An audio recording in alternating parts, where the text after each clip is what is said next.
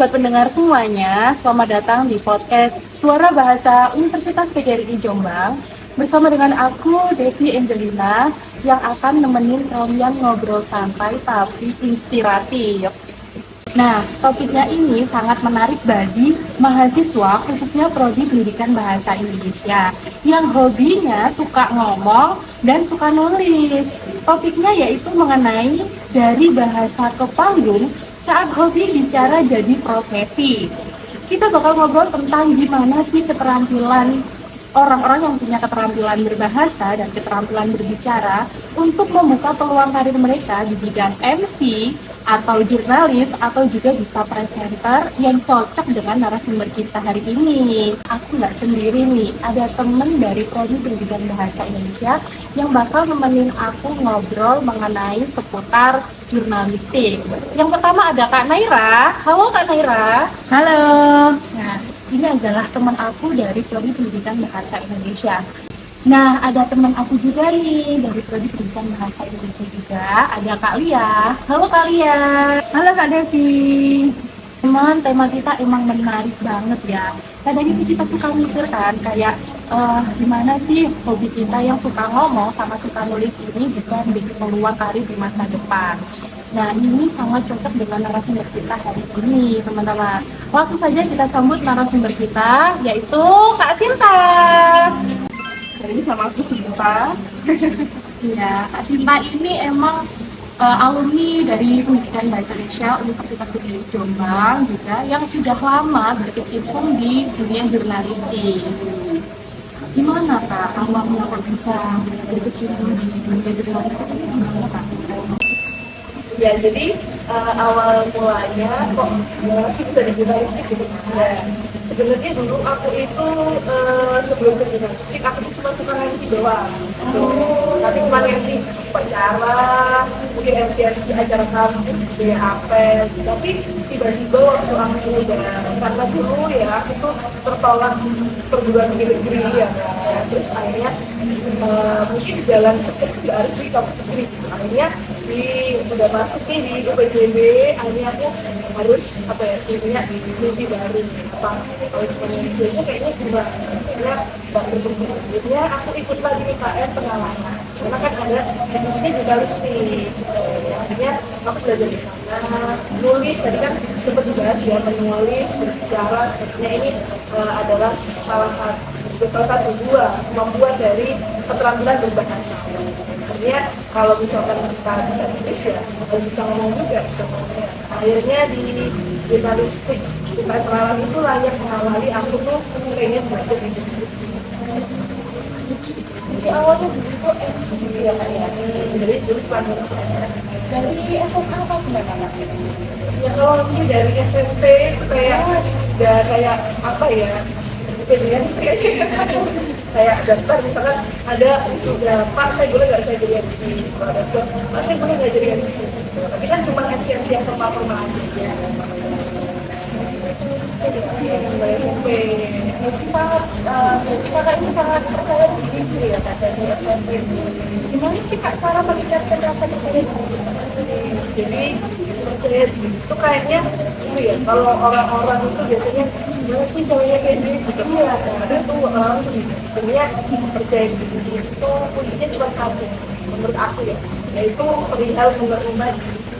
Karena dunia ini tidak ada manusia sempurna. Orang-orang yang terlihat sempurna ya karena dia pandai menutupi kekurangan. Makanya kalau kita udah bisa menerima, misalnya aku nih kalau angle-nya gini kayaknya kurang pas deh.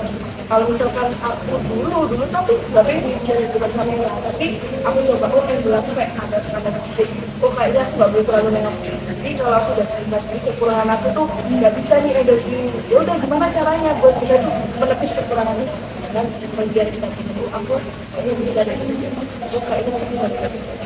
Ternyata nggak cuma MC aja, juga bisa pelajari. Awalnya dari menerima itu kita pahami kan kira-kira apa yang kita perlu show up lagi. Jadi kita terjadi bersama. Dari itu nanti kita bisa berlanjut ke fase-fase. Tapi boleh tak cinta ini, kan biasanya mahasiswa dari luar non bahasa kan ingin tertarik dengan karir sebagai MC, reporter atau presenter. Nah, menurut Kak Cinta ini trik dan tips dan triknya itu bagaimana untuk jurusan selain bahasa Indonesia kayak kita ini? Oh iya, jadi sebenarnya kalau kita jadi jurusan bahasa itu kayak punya privilege di bidang-bidang tersebut. Emang kayak, oh iya bener anak bahasa makanya bisa MC, oh anak bahasa bisa ini. Tapi kalau untuk anak jurusan yang lain itu sebenarnya sangat-sangat terbuka. Teman-teman aku yang kerja di rumah sakit, kerja di bank, ternyata mereka bisa lebih present.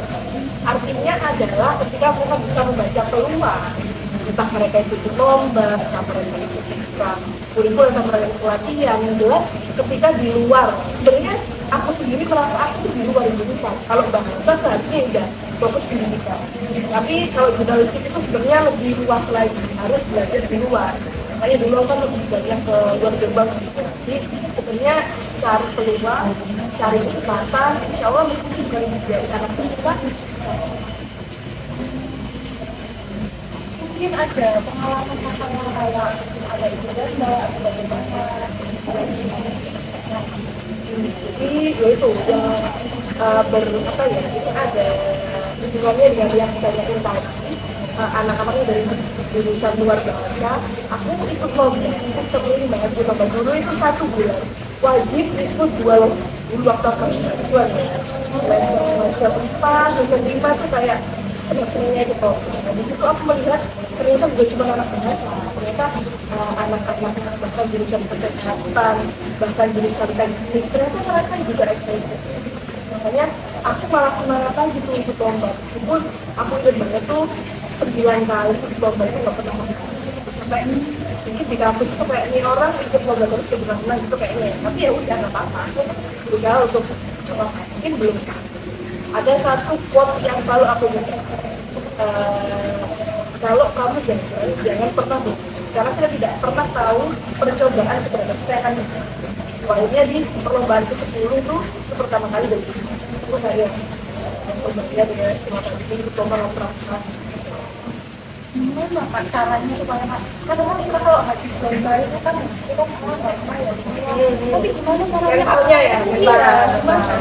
Jadi kalau kita nih Gen Z ya kan yang udah kuliah itu sebenarnya lebih mudah untuk mengatur emosi kita. Karena kalau aku biasanya aku tuh manis jauh banget. Aku juga sering yang kayak mungkin aku selama aku nggak pas, mungkin aku dari anak kampus bukan gini-gini, pokoknya insecure nggak ada. Tapi di situ aku mikir bahwa kalau misalkan kita itu udah mencoba sampai di titik goalnya, kayak aku tuh pasti penasaran terus. Jadi kalau aku lagi ngobrol, biasanya aku cari komunitas, entah aku itu follow akun yang self improvement gitu, sebenarnya buat biar ucap energi. Karena manusia itu nggak bisa disuruh kuat, nggak bisa ya. Jadi sekali kita nyerah, nggak apa-apa, bentar jangan nyerah terus gitu. Jadi kayak aku lomba ke-7 ke-8 tuh kayak ke-9 tuh kayak udah rasanya aku saya lomba deh, kayaknya percuma aja. Tapi ternyata beneran, ternyata bisa itu. Jadi kita tuh butuh motivasi sebenarnya biar kita tuh nggak terlalu Untuk profesi yang Kak Cinta ini sendiri, apa sih alasan untuk Kak Cinta untuk maju ke depannya untuk mengambil profesi ini?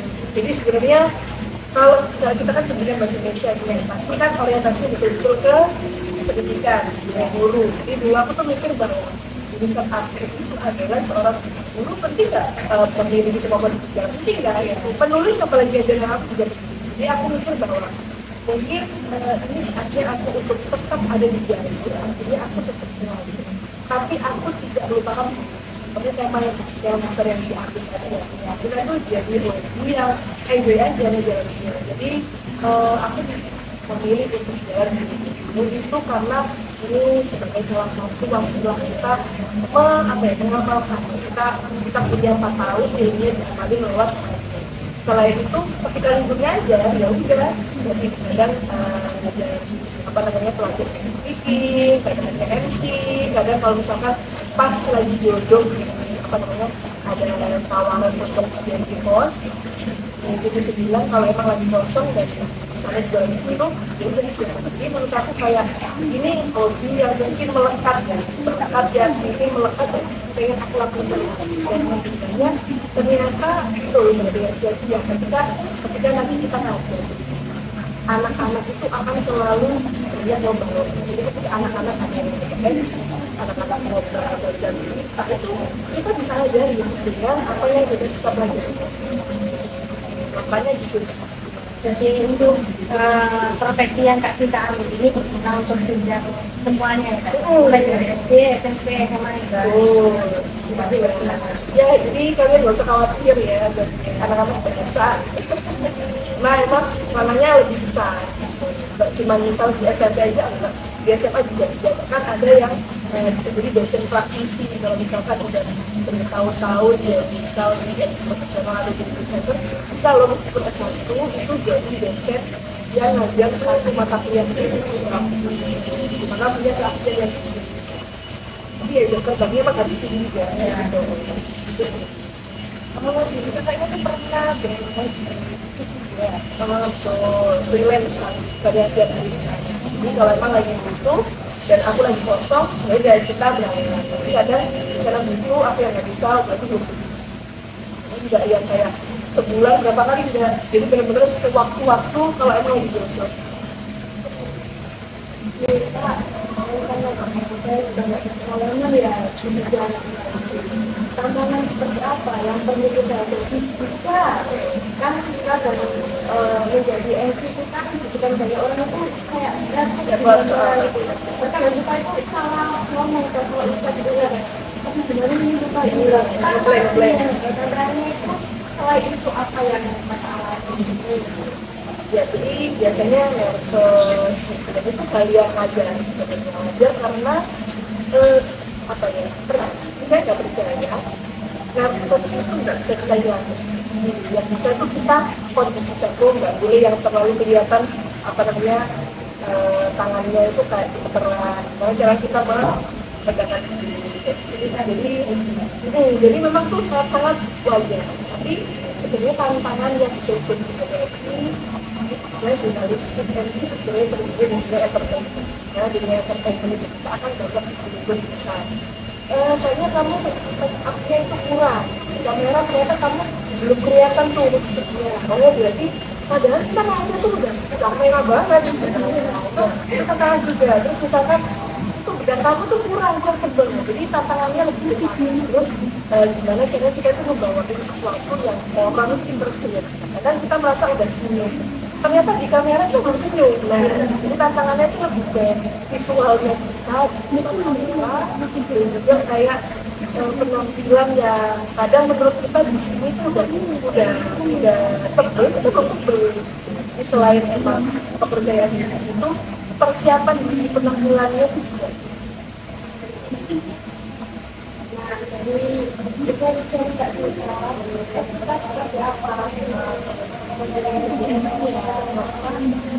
dan jurnalis itu etikanya apakah kita tertentu atau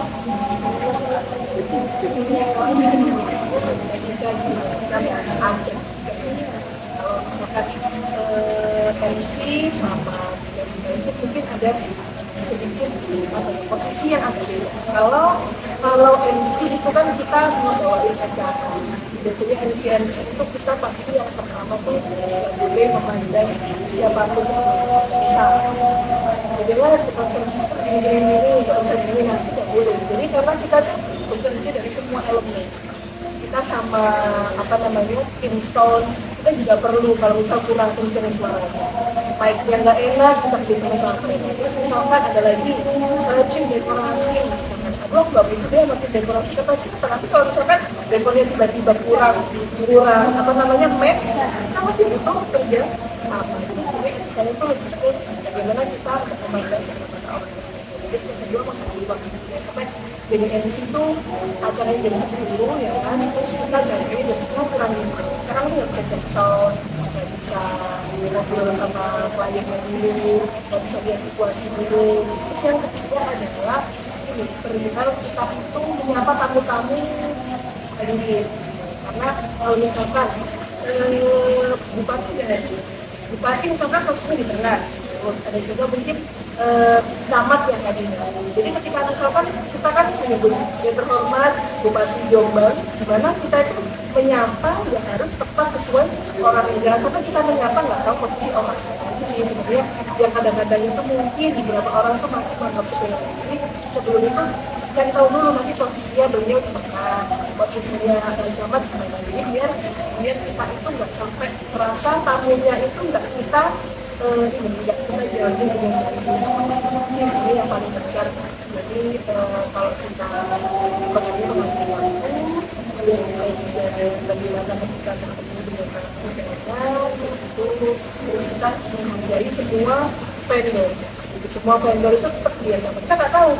Siapa tahu nanti tim som punya job kita mau dikasih karena kitanya nggak ramah sama mereka terus jadi dikasih. Ya, itu yang kita lihat. Oke, kita listing sebenarnya kode etiknya itu banyak. Tapi yang paling penting menurut aku adalah cek sebelum kita itu ditayangkan itu. Iya, teman-teman kemarin sudah tahu yang viral yang festival trans itu kan. Karena itu jurnalis dan dimana pasti di situ disaring dari beberapa elemen, tabel dari produsernya sampai berita itu tayang. Itu perlu jadi cek dan dicek. Kalau biasanya aku wawancara perlu dicek. Bapak ini yang benar belum tulisan saya. Kalau kurang tepat nanti bisa saya revisi. Jadi sebelum itu tayang, ditanyain, bukan tayang dulu, viral dulu, baru kita itu yang menurut kita perlu. Makanya ini tuh penting untuk tahu. Kayaknya ini kata-kata kamu itu kurang sopan. Nanti memunculkan spekulasi netizen. Kita ngomong salah dikit aja dari viral loh, ya kan? Nah, sekarang kayak gitu. Makanya menurut aku yang paling penting ya, jadi cek dan cek tulisan ataupun suara kita nadanya kayak ngejek itu bisa jadi viral gitu ya kan? Misalkan nggak ngejek, nah itu sih yang menurut kita paling penting itu. Jadi MC itu gampang susah ya sebenarnya. Iya betul. Tapi kalau nggak cinta sih nggak usah dilakukan sendiri. masih belajar masih dalam karena kalau misalkan MC ataupun digital itu sebenarnya jadi perbedaan. Kalau misalkan kita nggak yang konsisten terus, misalkan mbak Sita dan 2 bulan tidak MC itu kaku kan. Makanya biasanya itu kalau ekskul ngajar anak-anak praktek juga biar nggak sampai lupa. Makanya harus konsisten biar kalau udah lama nggak pakai ya kayak misal yang apa di akses itu yang bisa. Jadi MC itu sebenarnya kan apa ya orang-orang kan cuma ngerjain acara sekarang itu lebih dari itu. Padahal MC tiba-tiba kayak jadi itu harus bisa ngatur keluarganya, harus ngatur pengantin misalkan gitu ya. Itu sih yang sekarang itu lebih kompleks. Nggak cuma membawa acara. Belum lagi kalau acaranya pengennya heboh, ya kan? Aku yang bisa kan nggak suka joget, jadi harus kita joget. Jadi MC ya sifatnya. Kita akan tanya ada MC kemarin itu saya itu dia itu nggak cuma dia itu nggak bisa koordinasikan keadaan jadi karena ilahi itu bagaimana di tips-tipsnya agar kita menarik di depan audiens depan orang-orang gitu ya. Jadi sebenarnya satu yang perlu dipahami MC adalah kita nggak ngomong sendiri, kita punya audiens. Jadi dulu Mbak Sinta ketika sudah suka banget dengan MC formal, disuruh MC non formal sama semi formal itu nggak bisa. Karena kita harus komunikasi sama audiens. Makanya sekarang tuh belajar sebelum MC misalkan dari Bapak Ibu yang lagi selamat pagi, hari itu sehat, jadi kita harus melempar pertanyaan sebelum kita mulai biar nggak nervous. Cobain bisa sapa dulu yang jadi ada tamu yang dari jauh paling jauh dari mana gitu. Jadi kita harus intimate sama audiens biar mereka itu interest sama kita. Coba dari awal kita udah ngajak mereka, kita senyum, meskipun sebenarnya tapi yang ngobrol sendiri. Nah itu kan PR ini dari awal tuh udah lempar-lempar aja pertanyaan. Dan ternyata ketika kita sudah mereka udah menanggapi kita tuh ada rasa yang ternyata mereka notice ya mas. Jadi dulu aku yang dari formal ke non formal tuh kayak aduh ini orang mau notice ya, tapi ternyata semua yang coba aku lempar mereka jawab loh. Dan mereka itu sepertinya pantun, minta tolong dijat cakep ya. Itu pembanding mereka buat jadian kita seperti ya. Dan itu nggak mudah sebenarnya, itu juga sebenarnya terbang lagi. Tapi nggak apa-apa, kita tuh emang mau belajar dulu kayak aku agak kayak gini, udah nggak apa-apa, kita kan masih belajar. Lama-lama insya Allah udah. Nah ini ada hubungannya dengan skill bahasa juga ya Kak? Ya betul. Ya, ini skill bahasa dari MC, moderator sama jurnalis ini sama atau berbeda? Jadi kalau MC, jadi moderator itu mungkin beda posisi. Kalau MC membawakan acara, kalau moderator itu memimpin diskusi, ya kan? Kan sambil presiden itu lebih ekstrim lagi kalau moderator. Nah kalau jurnalistik malah lebih kompleks. Jurnalis bisa, ya kalau misalkan disuruh voice over harus bisa, kalau disuruh di lapangan juga bisa. Jadi semua sebenarnya ada satu kunci.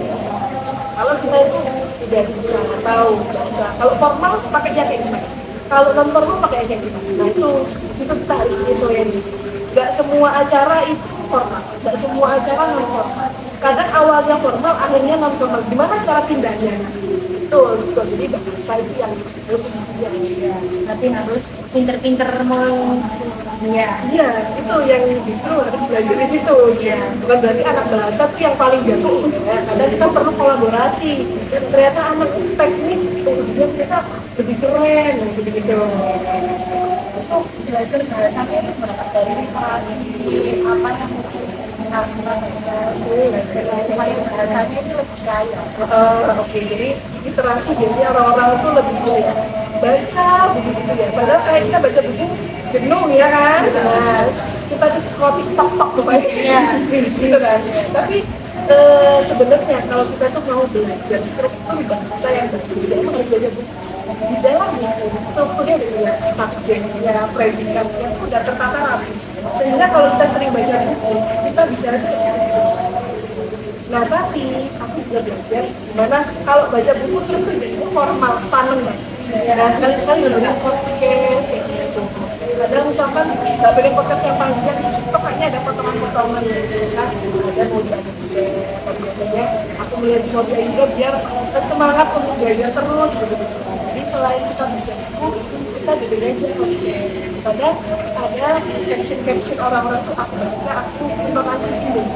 Kadang bilang selamat pagi, selamat pagi, karena kadang beda intonasi ya. Jadi belajar jadinya dari situ sih. Selain itu penting buat kita itu bicara yang terstruktur, tidak belibet, itu perlu baca. Tapi selain itu kita juga perlu belajar di konteksnya orang, biar tahu gimana caranya ngobrol yang smooth, yang nggak terlalu sakit banget kan. Nah, berikut ini juga sama demam panggung juga. Itu masalah banyak orang ya kayaknya. Kalau berikut itu dengan kita kayak supaya inspirasi kalau itu acara formal ada kan itu kan datang dilihat banyak orang terus kita sebenarnya sebelumnya nggak begitu waktu kita latihan tapi waktu iya waktu di depan banyak orang itu tiba-tiba kayak dan ada suara kita waktu bicara itu lebih cepat kayak gitu. Jadi dari cerita itu kalau bahasa Jawanya tuh kami sosok lebih kayak bisa assalamualaikum perpuasan gitu ya. Nah, dulu aku juga pernah mengalami hal seperti itu. Itu terjadi kenapa? Karena kita itu juga pemanasan. Kita misalkan mau nge-gym, mau lari, kita perlu pemanasan ya. Sama, kita mau tampil di depan orang juga pemanasan. Ada yang namanya senam mulut, ada yang namanya senam huruf A, itu senam mulut. Itu namanya senam mulut itu biasanya kayak ke kanan, ke kiri, terus ada bulain gitu. Jadi itu fungsinya ya biar kita tuh nggak belibet. Gitu. Pernah waktu itu aku karena hektik banget, gak sempet nggak berangkat, beneran ternyata emang banyak banget belibet. Jadi ngomong tuh salah-salah. oh betul ternyata dampaknya tuh luar biasa. Kayak di kamar mandi nih pagi-pagi gitu ya, sambil itu jangan jalan, kalau jalan kayak orang aneh gitu ya. Ini penting gitu ya. Biar gak ribet, latihan latihan senam mulut ke atas gitu. Emang kayak aneh gitu ya. Tapi kalau misalkan ya kita lakuin enak bener. Emang kita nanti bakalan itu sih faktor pengatasi. Jadi ke situ. Kalau suara echonya kita, Ya biar nggak cepet gitu ya. Dulu juga emang aku tipe orang yang bicaranya cepet. Bicaranya memang cepet. Jadi dia bicara itu kita baca dulu aksentuasi. Aksentuasi itu juga. Kalau artikulasi kan jelas ada A ya A, gitu kan. R ya R. Kalau aksentuasi itu juga. Tiap kata itu kan punya suku kata. Misalkan kita bilang selamat pagi hari yang pertama. Itu kan ada beberapa suku kata. Kita latihan biar tempo kita itu nggak cepet.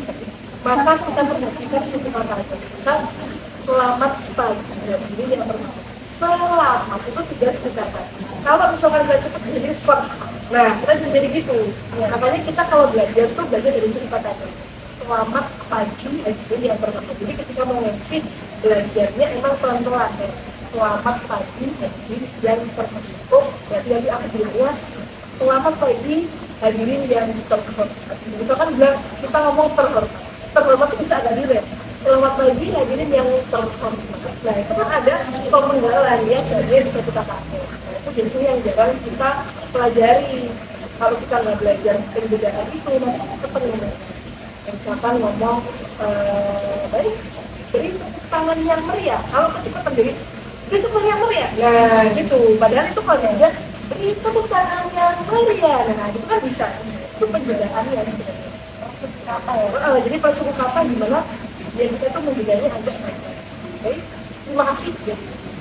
Terima kasih. Terima kasih. Nah itu kan juga beda. Baik kami ucapkan terima kasih. Nah itu perbedaannya di situ. Jadi latihan perbedaan sih kalau dia kita itu enggak. jadi belajar dari MC moderator itu step by step ya tak ya. Nggak ada yang hari ini belajar besok langsung ke TV1 ada ceritanya. Nah, kan kata udah sering ya pesan apa inspiratifnya pesan untuk MC. Kalau kita kayak mau jadi MC ya Jangan. apalagi kan mahasiswa yang introvert kan mau kalau jadi MC itu kan ragu maju mundur gitu kan. Menurut bisa jadi Kak Sinta bisa memberikan motivasi untuk kita dan teman-teman bisa jadi terus memperkuat percaya diri kita atau gimana gitu. Jadi pesan kalau dari Mbak Sinta mungkin kalau kita sendiri adalah memang dari dulu suka pada tapi kan nggak semua orang itu punya lapak yang ekstrovert gitu ya. Karena dari dia itu pendiam. Satu yang tadi Mbak Sinta bilang dalam percaya diri itu adalah tinggal menerima diri. Oh aku betul ya kita punya introvert. Tapi kalau kita punya ada yang namanya tekad, ada yang namanya niat. Kalau cuma niat toh ada tekad ya sama aja. Jadi niat, tekad, aksinya juga. Jadi kalau aku introvert, coba deh besok ajak ngobrol temennya aja. Kadang kita di tempat umum misalnya di transportasi umum, coba ngajakin orang ngobrol. Bu, gimana? Nah, itu kelihatannya skill yang sepele ya, tapi nggak semua orang bisa. Jadi sebenarnya kita harus punya tekad, harus punya aksi. Jadi aku kalau introvert, aku perlu yang namanya upgrade skill. Kalau misalkan dulu Mbak Sinta puas dari MC doang, apakah akan bisa ketemu sebelum nggak mungkin. Nah, jadi selain tekad kita punya ini itu, kita harus beraksi. Oh, berarti aku harus ikut pelatihan. Dulu teman-teman yang Mbak Sinta tuh ya, mohon maaf banget, ada yang mungkin dia sempat main pacar, terus misalkan sering holiday gitu. Ya, Mbak Sinta harus mengisi waktu-waktu selama kuliah itu buat hal-hal yang untuk menata masa depan. Oh aku ikut pelatihan, oh ikut webinar. Kayaknya dulu orang-orang sepanjang banget nih hidupnya orang begini, terserah gitu ya. Jadi kita tuh punya aksi. Tadi kan tekad dibanding sama aksi. Jadi punya dasar seperti introvert. Ternyata dia itu bisa, karena dia punya selain niat, dia punya tekad dia juga beraksi. Coba dia ikut pelatihan, coba dia ikut webinar. 10.000 aja buat ngopi biasanya itu buat ikut webinar. Jadi menurut Mbak Sinta sih, era sekarang tuh era apa namanya, ya kita tuh persaingannya semakin ketat, bukan cuma kesalahan perguruan tinggi di sini, di seluruh Indonesia gitu kan. Jadi kita tuh sekarang semester berapa? 7, nah semester 7, dan itu udah prepare. Jadi alhamdulillah menurut Mbak Sida tuh di jurusan bahasa itu kita bisa ke banyak lini, banyak media. Jadi kalian nggak perlu khawatir. Yang penting adalah kalau merasa diri sekarang kayaknya aku perlu belajar dulu, ya sekarang harus kalian terjun sekarang, karena dulu nggak bisa belajar dari semester 2 dan semester 4 yang kedua tuh rentangnya itu nggak ada kalau terlambat. Kalau misalkan sekarang semester itu ya udah aku besok pengen belajar edisi, cari belajar edisi. Misalkan aku pengen belajar kebaca, ya wes WA aja nggak apa-apa, mbak aku pengen ekstensi yang ini gimana ya, jangan nggak apa-apa, nggak masalah. Jadi kalau menurut Mbak Sinta pesan buat teman-teman sekalian adalah dari sekarang sudah duluan mulai, dan apa yang mau kalian pilih nanti ikut apapun yang untuk pengembangan diri, karena nanti kita tuh persaingannya akan ketat. Dan yang akan dikaju adalah bukan IPK, yang diadu adalah skill. Misal IPK kamu punya kajian sama skill, kamu punya skill apa yang membedakan kamu dengan pelamar yang lain. Jadi kalau misalkan kita punya nilai tertentu, insya Allah itu akan dia bisa ini ya. Dulu pernah nggak sih ditanya waktu lama di sekolah, bisa nggak kalau misalkan jadi MC di acara sekolah? Nah, kalau kita bisa pak, nah itu kan belum tentu yang teman-teman yang lain bisa. Nah, itu sih. Jadi ada yang namanya istilah itu edukasi itu yang kita dari dasar udah bisa nih. Masa itu cuma puas jadi pribadi, jangan. Kalau soal pencapaian nggak boleh puas. Jadi dulu bahasa udah bisa terjadi.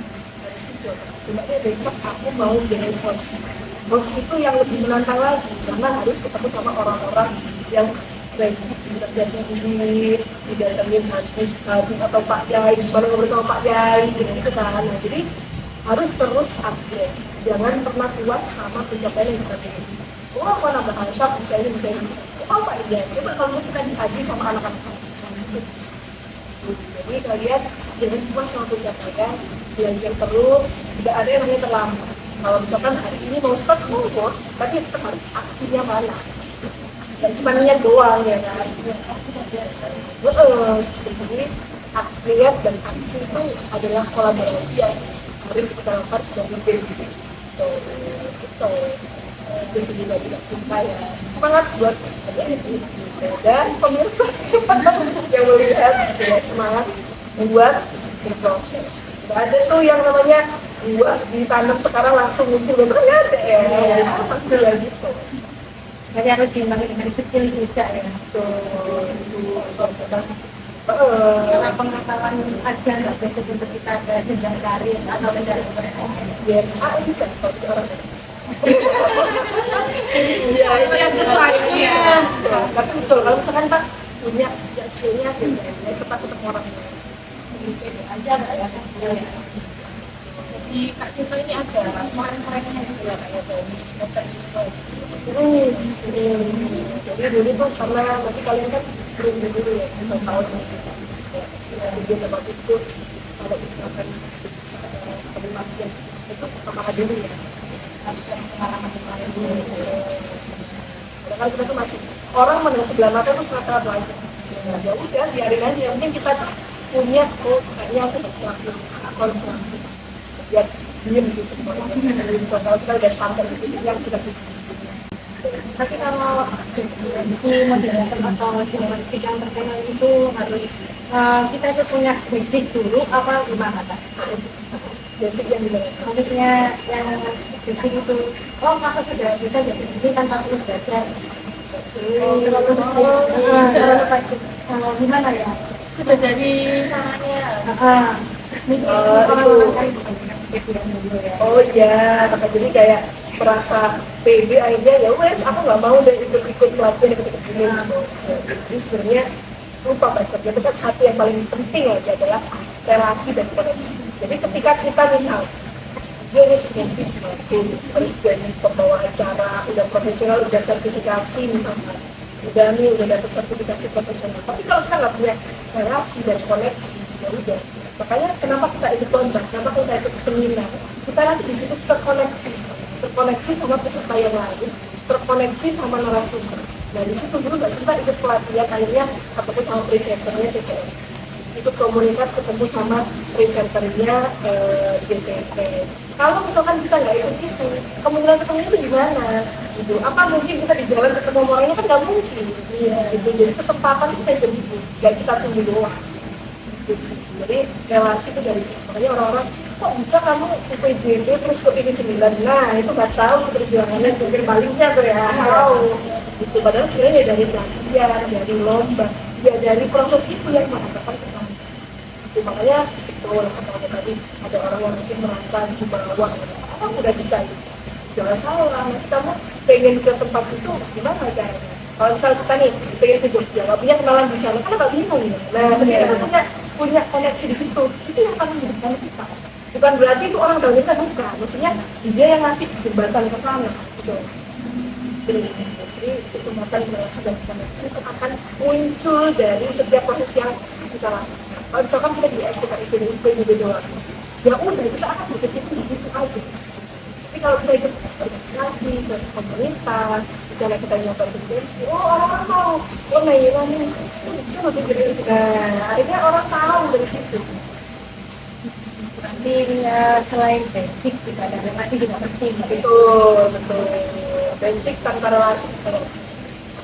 Iya, saya juga ya. Kita mau coba dulu ya. Kan kita ada saya namanya MC itu tetap di depan terus gitu loh. Apakah boleh di depan gimana maksudnya? Iya, kan ini jalan format menikah ya. Pernikahan. Iya, pernikahan. Itu kayak MC-nya di depan terus nggak pengen atau apakah boleh gitu ya? Seorang MC kita ketemu menyapa tapi nggak apa gimana? Oh iya. Jadi berapa MC dia dulu nih konteksnya MC-nya formal. Apa sih MC formal atau non formal? Kalau MC formal misalnya acara upacara itu sudah pasti dia ada di depan. Biasanya ada stand gitu ya. Gak mungkin kan itu dibawa kemana-mana gitu. Ya, jadi kalau MC formal memang di depan. Tapi kalau misalkan semi formal, misal acaranya pernikahan, acaranya seminar. Kalau seminar juga boleh, jadi yang belakang nggak ada. Tapi kalau di pernikahan memang kalau masih acaranya sakral, temu mantan apa memang kita di depan. Tapi nanti kalau misalkan ternyata dia minta ada kirap resepsi yang jadi modern, ya itu baru kita boleh pilih. Gitu. Jadi kita lihat dulu apakah sakral, apakah formal. Kalau formal, sakral baru dia di depan. Tapi kalau udah yang agak-agak nggak formal, ya udah itu boleh. Jadi lihat konteksnya dulu. Di setiap acara kita online itu aturannya berbeda. Betul. Jangan sampai kita formal terus apa kabar semuanya, nggak mungkin. Iya. Jadi kalau dalam MC tadi ya kayak MC itu kan banyak ada yang formal dan non formal. Cara mereka itu belajarnya gimana Pak? Kan kalau pengantin itu kan ada susunan acaranya yang nggak biasa kayak kita MC biasanya. Biasanya kan ada jembatannya untuk berbicara ya. Iya. Ya, jadi kalau MC-nya di acara pernikahan itu emang itu agak beda sama MC biasa, karena di situ misalkan akad nikah itu khidmat banget, dimana kita itu nggak perlu tanya apa kabar apa itu, nggak perlu langsung emang. Nah, jadi di kalau kita belajar MC formal, semi formal, jadi ada juga sama non formal. Itu kita harus tahu dulu posisinya, akad dari formal. Nanti kalau sudah akad udah ya alhamdulillah ya mas, sudah lega, alhamdulillah udah kabul, itu boleh. Tapi kalau masih memulai itu kita masih formal dulu gitu. Kalau apalagi kalau namanya penyemangatan Jawa itu kalau itu beda lagi, nanti ada kursusnya gitu. Jawa pakem sekarang bahasnya lagi les satu juga belum selesai lesnya 6 bulan gitu, biar nanti bisa masih Jawa karena itu bahasa Jawa Melayu Jakarta, ini adatnya Solo Yogyakarta. Itu juga nggak boleh sembarangan. Terus tadi kalau misalkan MC yang persepsi itu baru boleh tuh agak-agak ke non formal. Assalamualaikum warahmatullahi wabarakatuh. Bapak Ibu hadirin, selamat datang di Racing of Naila dan Ardi misalkan gitu. Itu boleh agak-agak ini. Jadi apa namanya MC formal, informal sama non formal itu dibedain dari intonasi sebenarnya. Kalau formal itu intonasinya dulu, kalau semi formal mungkin lupa apa agak-agak senyum dikit. Tapi kalau non formal ya udah ketawa-ketawa nggak apa-apa. Dan belajarnya juga step by step. Oh kalau semi formal kalau ada acara kampus seminar aku mau coba. Kalau non formal ada acara jalan sehat aku mau coba. Nah itu jadi memang belajarnya pelan-pelan dulu, nggak bisa tiba-tiba kita habis ke formal. Kalau formal memang ada ini ya, agak kaget. Nggak apa-apa, kita kan perlu apalagi selamat pagi. Selamat pagi, selamat pagi semuanya. Beda kan, belajarnya dari situ, belajar dari informasi. Dibedakan formal, informal sama non formal. Wah, seru banget ya teman-teman obrolan kita hari ini. Terima kasih buat Kak Sinta atas kedatangannya dan inspirasinya yang membuat kita menjadi tahu gimana sih caranya mengembangkan kemampuan kita dalam berbahasa dan berbicara. Sampai jumpa, tetap semangat dan percaya diri. Jangan lupa gunakan bahasamu untuk bersinar.